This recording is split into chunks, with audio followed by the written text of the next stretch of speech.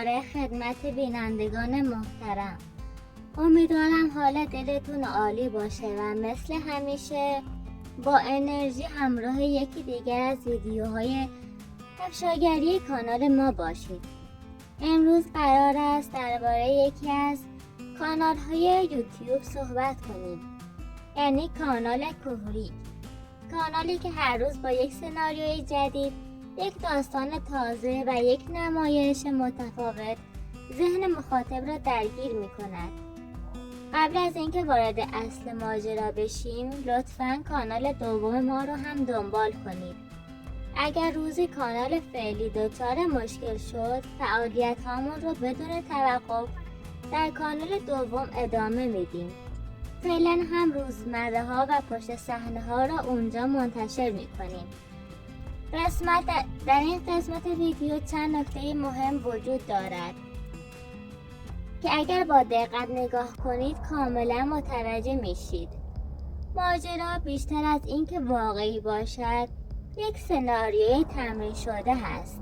اولین نکته لباس ثریا بود. لباسی که پوشیده بود به طرز عجیبی زیرش لباس ضخیم است، چیزی شبیه یک ژاکت زمستانی یا حتی یک لباس محافظ. این حجم از ضخامت در گرمای تابستان اصلاً طبیعی نیست. اما چرا چنین لباسی انتخاب شده؟ این لباس مثل یک ضد ضربه عمل می کند. این لباس حجمش زیاد است، باعث می شود ضربات امیر روی بدن ثریا کمتر اثر بگذارد. صحنه ها واقعی تر و دردناکتر به نظر برسند. مخاطب شوکه شود و فکر کند ماجرا کاملا حقیقی است. این انتخاب لباس دقیقاً همان چیزی است که در پشت صحنه های ساخت فیلم ها کم بود، جایی که بازیگران برای جلوگیری از آسیب لباس ضخیم می پوشند. اما کارگردان تلاش می کند این موضوع در تصویر دیده نشود. سوال اصلی اینجاست: چطور ممکن است ثریا در این گرمای شدید تابستان چنین لباس سنگی را تحمل کند؟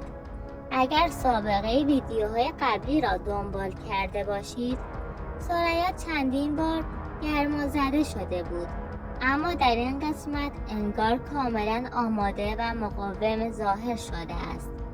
این تغییر ناگهانی نشان می‌دهد که با ضبط ویدیو در زمان دیگری انجام شده یا ثریا مجبور شده برای حفظ سناریو شرایط سخت را تحمل کند، یا پشت صحنه‌ای وجود دارد که ما نمی‌بینیم. در طول ویدیو امیر چندین بار به ثریا آب پاشید تا او را خنک کند.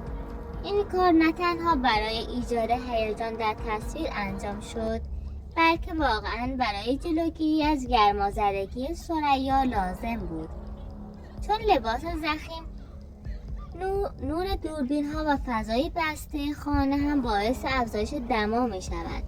اگر رفتار ثریا را در چند ماه اخیر بررسی کنید، متوجه می شوید که او نسبت به گذشته بسیار قوی‌تر و بی‌تفاوت‌تر شده است. انگار برای ادامه دادن این نمایش ها حاضر است هر سختی را تحمل کند. دلیلش هم کاملا مشخص است. پول در این سبک کانال ها درآمد حاصل از بازدید و تبلیغات بسیار بالاست.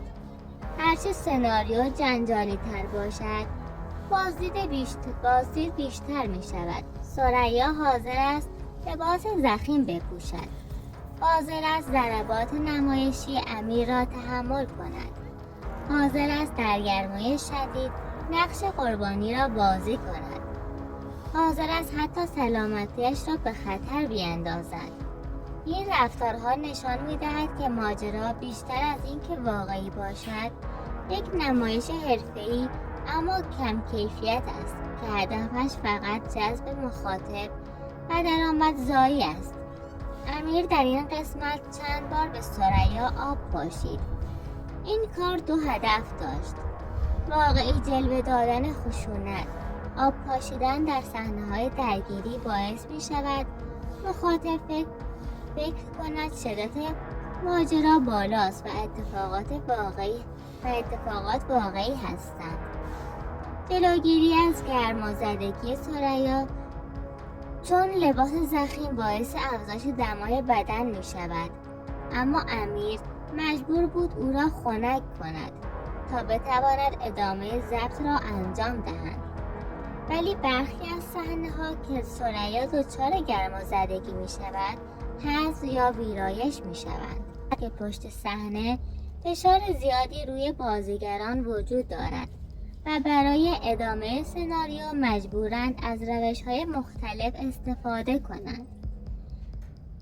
این قسمت از کانال کهریک نسبت به قسمت‌های قبلی تنش بیشتری داشت. دلیلش هم این است که لباس ثریا غیر طبیعی بود. ضربات امیر شدیدتر نشان داده می‌شد. آبپاشی‌ها بیشتر بود. فضای خانه بسته و گرم بود. چهره ثریا خسته و بیحال به نظر می رسید. همه اینها باعث شد مخاطب احساس کند اتفاقات واقعی هستند، در حالی که با کمی دقت می توان فهمید این فقط تکنیک های ساده برای فریب مخاطب هستند. در مجموع این قسمت از کانال کهریک یک نمایش تمرین شده بود که با استفاده از لباس ضخیم، ضربات نمایشی، آبپاشی‌های کنترل شده، بازی اغراق شده و فضای بسته خانه تلاش کرد یک ماجرای ساختگی را واقعی جلوه دهند. اما با کمی دقت همه چیز لو می رود. در ادامه ماجرا پلیس هایی که در ویدیو ظاهر می شوند از همان لحظه ورودشان مشخص است که واقعی نیستند. دلیلش فقط لباس نیست، رفتار، راه رفتن، فرم صورت، نوع برخورد و حتی مدل ماسک زدن همه نشان می‌دهد این افراد پلیس واقعی نیستند. در واقع این پلیسی که وارد صحنه شد خود ایاز است. این شباهت فقط در حد چهره نیست، طرز راه رفتن، حالت شانه ها، فرم صورت زیر ماسک، نحوه ایستادن، لحن و استرس در رفتار همه نشان می‌دهد که این فرد خود ایاز هستش که لباس پلیس پوشیده. اگر با دقت نگاه کنید ماسک هم نتوانسته چهرهش را پنهان کند. حتی از زاویه نیمرو فرم بینی و گونه ها کاملا قابل تشخیص است.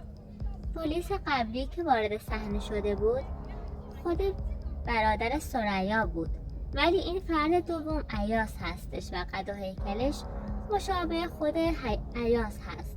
نوع برخورد، صمیمی بودن، ترس یکی از بزرگترین اشتباهات این سناریو هستش. رفتار ثریا با پلیس ها خیلی متفاوته. او نه تنها بی احترامی می کند بلکه حتی تهدید هم می کند. این رفتار در دنیای واقعی غیر ممکن است. هیچ فردی جرأت نمی کند به پلیس واقعی بی احترامی کند. اگر پلیس واقعی بود ثریا حتی نمی توانست یک کلمه بلند صحبت کند، چه برسد به این حجم از بی احترامی کردن.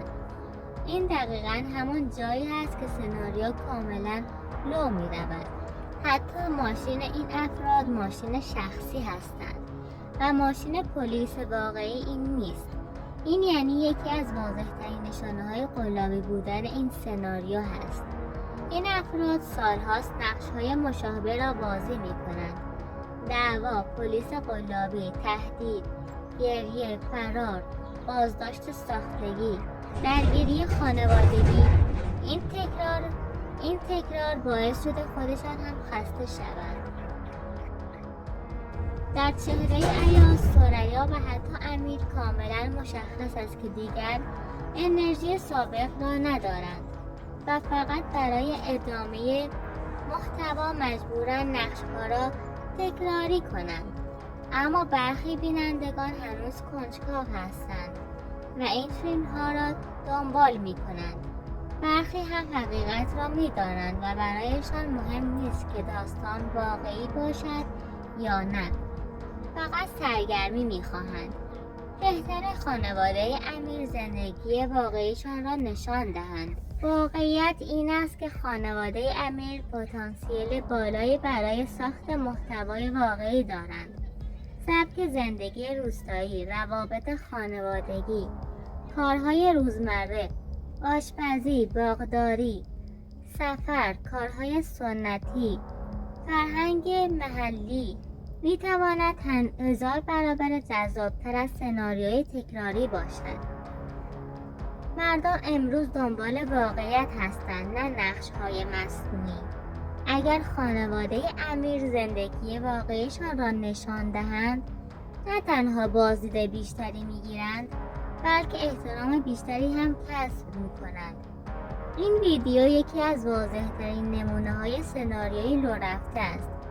از پلیس‌های قلابی گرفته تا رفتار غیرواقعی ثریا، از ماشین شخصی تا شباهت چهره‌ها، از خستگی بازیگران تا تکراری شدن نقش‌ها، همه نشان می‌دهد که این محتوا دیگر جذابیت سابق را ندارد و بهتر است به سمت واقعیت بروند. مردم امروز دنبال صداقت هستند و اگر خانواده امیر بخواهد می‌تواند یکی از بهترین کانال‌های سبک زندگی واقعی باشد. و به پایان این بخش رسیدیم. امیدوارم که برایتان مفید بوده باشه و سوالی که در ذهنتان بوده رفع شده باشد. من سعی میکنم در مورد کانال‌ها، زندگی واقعیشان و حتی دروغ‌هایی که به نمایش میذارند صحبت کنم. در پایان مواظب خودتون باشید و تا ویدیوهای دیگر خدا نگهدار.